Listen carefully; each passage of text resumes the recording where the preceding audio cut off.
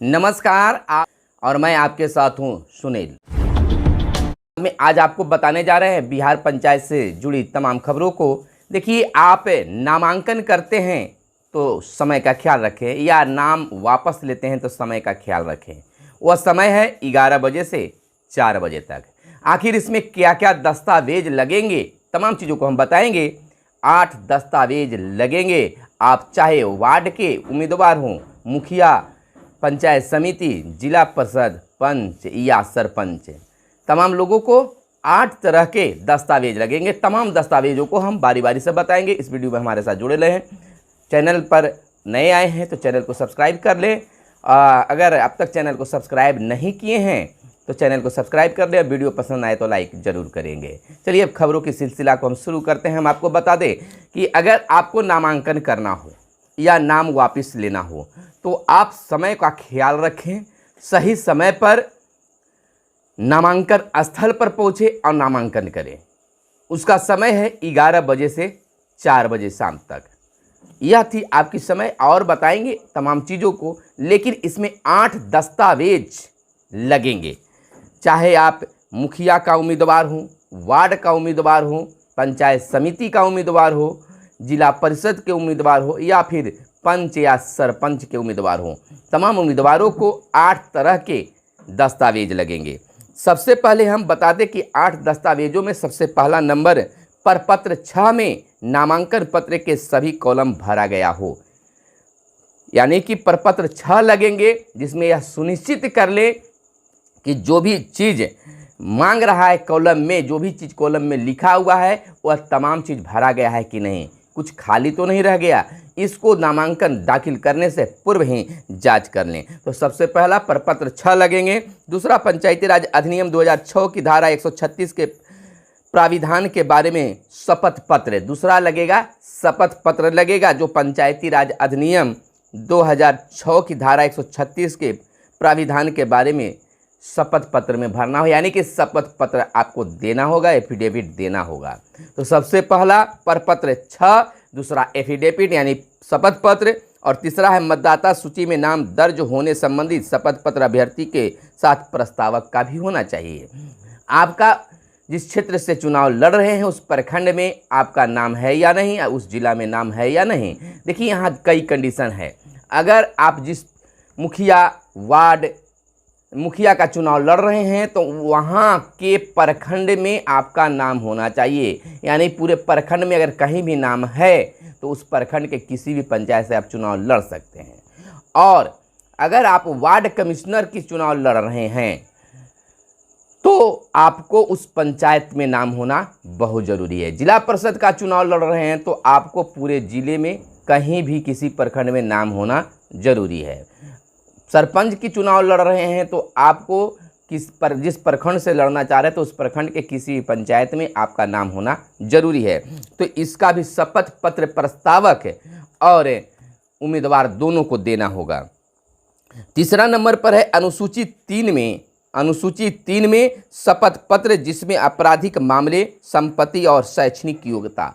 तीसरा, अनुसूची 3 में देना है शपथ पत्र जिसमें आपराधिक मामले, संपत्ति का ब्यौरा और शैक्षणिक योग्यता के बारे में जानकारी देनी है। तो 1, 2, 3, 4 हो गए। और 5वां नंबर पर है अभ्यर्थियों का बायोडाटा देना है जिसमें पूरी विवरण दर्ज होनी चाहिए। अपना पूरा विवरण देना है, बायोडाटा देना है और तमाम चीज़ों को अपने बारे में उसमें अंकित कर देना है।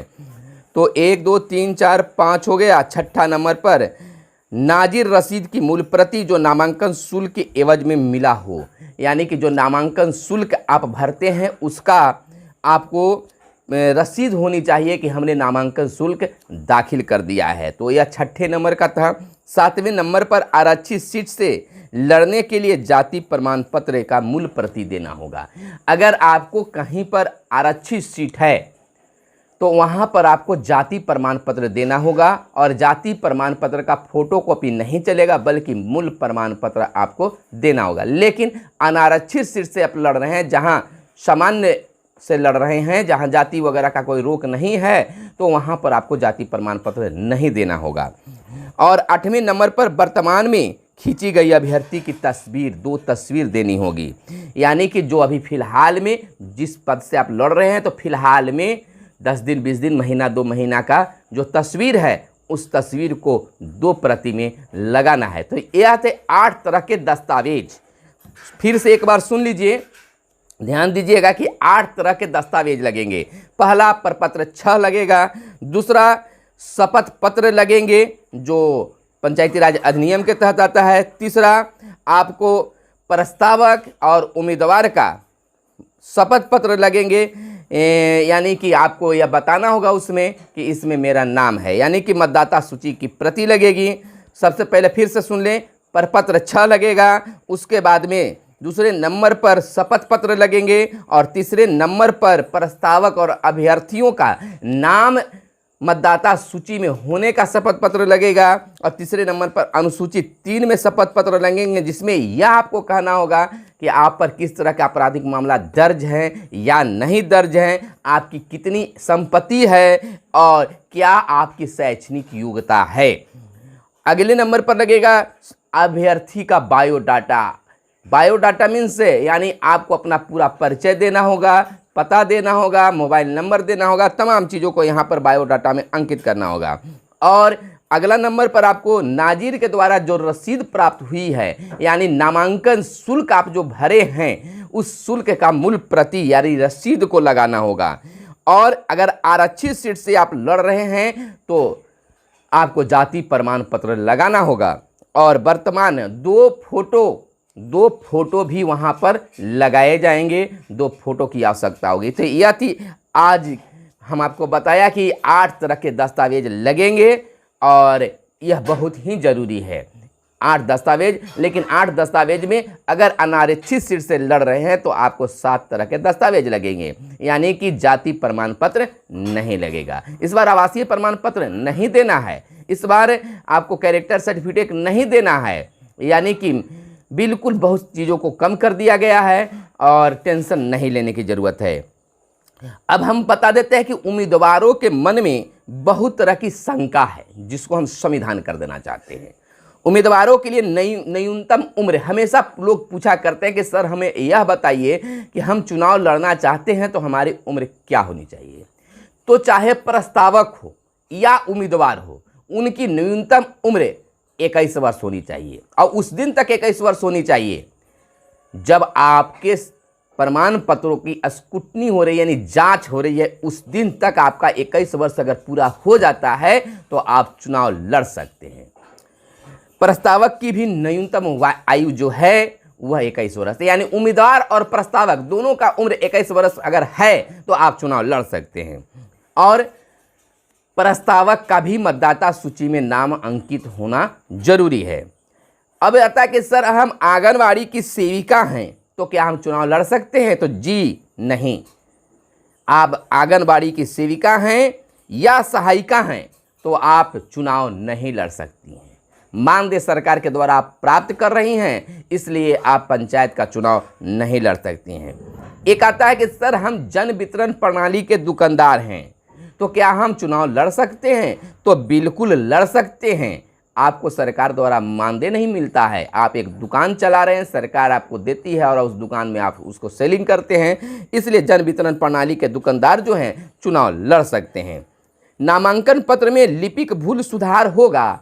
अगर कोई लिपिक भूल हुई है तो क्या सुधार होगा, यह प्रश्न पूछा जाता है। तो बिल्कुल होगा, लिपिक सुधार करने के लिए मौका मिलता है। लाभ के पद त्याग कर चुनाव लड़ सकते हैं। अगर वेतनभोगी हैं, सरकार के द्वारा मानदेय मिलता है, तब आप चुनाव नहीं लड़ सकते हैं। लेकिन जब उससे आप त्याग पत्र दे दीजिएगा, पद से मुक्त हो जाइएगा, तो आप बिल्कुल चुनाव लड़ सकते हैं, चाहे आप जिस पद से आप क्यों न हो। नामांकन पत्र रद्द होने पर शुल्क वापस होगा। बहुत ज़्यादा यह प्रश्न आता है कि सर क्या मेरा नामांकन पत्र रद्द हो जाएगा तो जो लिया गया शुल्क है वापस होगा? तो बिल्कुल नहीं होगा। आपने नामांकन पत्र दाखिल किया है, उसमें कर्मचारियों को समय लगा है, तो उन तमाम चीज़ों को देखते हुए आपको नामांकन पत्र का जो पैसा है वह वापस नहीं किया जाएगा, शुल्क वापस नहीं किया जाएगा। महिला अनारक्षित सीट से लड़ सकती है। अगर महिला हैं और वहाँ पर समान कंडीशन है ना पुरुष न महिला और न जाति न पाति, कुछ की बात नहीं है, तो वहाँ पर पुरुष भी लड़ सकते हैं और महिला भी लड़ सकते हैं। जैसे मान लीजिए कि जनरल सीट है जिस पर किसी प्रकार का रोक नहीं है, तो वहाँ से महिला और पुरुष दोनों लड़ेंगे। लेकिन अनारक्षित है, लेकिन महिला आरक्षित कर दिया गया है, तो उसमें सभी जाति के महिला चुनाव लड़ सकती हैं। लेकिन जनरल अगर पूर्णता है, महिला और जेंट्स का भी कुछ आरक्षण नहीं है, अनारक्षित है और जाति भी अनारक्षित है, तो वहाँ भी महिला और पुरुष दोनों चुनाव लड़ सकते हैं और लड़ सकती हैं। अगला सवाल है, नामांकन पत्र के बाद में कोई प्रस्तावक चुनाव लड़ सकता है? अगर आप मुखिया जी के प्रस्तावक बन गए हैं, वार्ड कमिश्नर का प्रस्तावक बन गए हैं, पंचायत समिति का प्रस्तावक बन गए हैं, जिला परिषद का प्रस्तावक बन गए हैं और कह सकते हैं पंच का या सरपंच का प्रस्तावक बन गए हैं, तो आप किसी भी पद से चुनाव नहीं लड़ सकते हैं। एक सवाल हमारे व्यूअर्स ने किया था कि सर, मुखिया जी का कोई प्रस्तावक बन गया और फिर वह चुनाव लड़ जाए, तो उस स्थिति में नामांकन किसका रद्द होगा? तो सबसे पहला दृष्टया में नामांकन दोनों पदों के लिए दोनों व्यक्तियों का रद्द होगा। सबसे पहले तो प्रस्तावक जो बना है उसका रद्द होगा और जिसका वो बना है उसका भी रद्द हो जाएगा, उसमें कोई सोच विचार वाली बात नहीं है। यानी ऐसी स्थिति में मुखिया जी का भी नामांकन रद्द हो जाएगा और जो प्रस्तावक है वो जिस पद से लड़ रहे हैं उनका भी ये रद्द हो जाएगा। हम आपको बता दें कि पंचायत चुनाव में नामांकन और नाम वापसी संबंधी क्या होगी, निर्वाचित पदाधिकारी के कक्ष में कितने लोगों का साथ नाम निर्देशन का पर्चा दाखिल के बारे में आरक्षित उम्मीदवारों हो सकते हैं, क्या डाक से नामांकन पत्र भेजा जाए तो स्वीकार होगा, डाक से कभी स्वीकार नहीं होगा। तो यह थी आज की। तो हम आपको यह भी बता दें, कई शंकाओं को मैंने दूर किया। चुनाव प्रक्रिया में समय का सबसे बड़ा महत्व होता है, तो आप 11 बजे से 4 बजे तक आप नामांकन स्थल पर पहुँचे। नामांकन से नाम वापसी तक 11 बजे से 4 बजे तक यह समय निर्धारित किया गया है।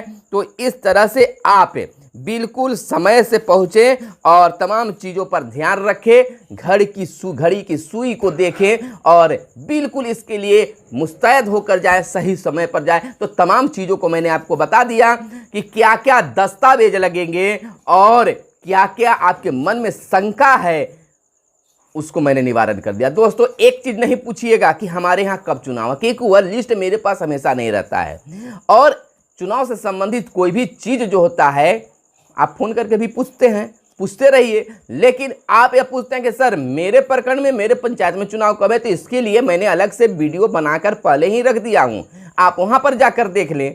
तो अब 8 तरह का बिल्कुल कागजात आप तैयार रखें, चाहे आपका किसी भी चरण में चुनाव है, यह बहुत ज़रूरी है। 8 चरणों में 2 तो फोटो ज़रूरी है और अगर आरक्षित सीट से लड़ रहे हैं तो जाति प्रमाण पत्र भी जरूरी है। इस बार आवासीय और कैरेक्टर सर्टिफिकेट जो है आचरण प्रमाण पत्र की आवश्यकता नहीं है। तो फिलहाल हमें दीजिए इजाज़त, और आपके मन में अगर कोई सवाल है तो कमेंट बॉक्स में लिखिए, हम उस सवाल को जवाब जरूर देंगे। तो फिर मिलते हैं अगले वीडियो में, फिलहाल चाहते हैं इजाज़त। धन्यवाद। जय हिंद, जय भारत, वंदे मातरम।